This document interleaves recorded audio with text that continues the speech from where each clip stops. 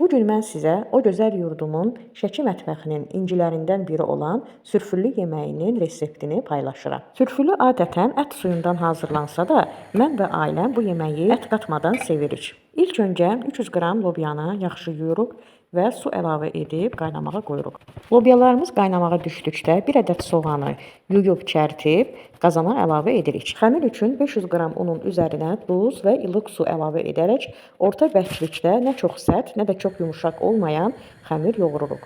Lobyalarımız 1 saat bişdikdən sonra soğanı içindən götürürük və duz əlavə edib daha bir yarım saat bişiririk. Xəmirimiz 15 dəqiqə dincəldikdən sonra mərdananın üzərində xəmiri yastıladırıq. Ondan sonra videoda gördüyünüz kimi uzun-uzun doğrayıb əlimizlə silindr formasına salırıq. Bu işləmləri gördükdə nə xəmiri, nə də ki mərdananı unlamırıq. Əgər unlasaq, xəmiri silindr formasına salanda xəmir əlimizin altında sürüşəcək. İşləmlərimiz bitdikdən sonra mərdananı və xəmirin üzərinə unlayırıq və videoda gördüyünüz kimi xəmiri dörtgün formasında kəsməyə başlayırıq. Bu işləmi gördükdə doğradığımız xəmirləri yaxşı unlayın ki, bir-birlərinə yapışmasın.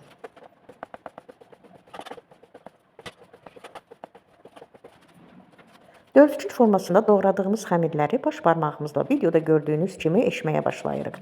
Bunu da qeyd etmək istəyirəm ki, qax sürfüllüsü ilə şəki sürfüllüsünün arasındakı olan fərq, qax sürfüllüsü qaxac ətdən hazırlanır və eşilən xəmir böyük olur. Şəki sürfüllüsünün tərkibində lobya olur, amma qax sürfüllüsünün tərkibində lobya olmur. Sürfüllünün bişmə qaydası belə fərqli olur və dadları da fərqli olur. Buna baxmayaraq hər ikisinin dadı gözəl və möhtəşəmdir. Göyən meyvəsindən hazırladığım turşunun üzərinə 2 ədəd sarımsaq əlavə edib qarışdırıram. Lobyalarımız pişib artıq hazırdır. Eşdiyimiz xəmirləri qazana əlavə edib qarışdırırıq. Yağ əlavə etmədən öncə üzərinə yığan kəfi yığışdırın. 5 dəqiqə qaynadıqdan sonra üzərinə yağ əlavə edirik və nəhayət ki, yeməyimiz hazırdır. Sürfüllü adətən qış aylarında yeyilir, amma biz onu 4 fəslin hər birində, yəni il boyu sevə-sevə yeyirik.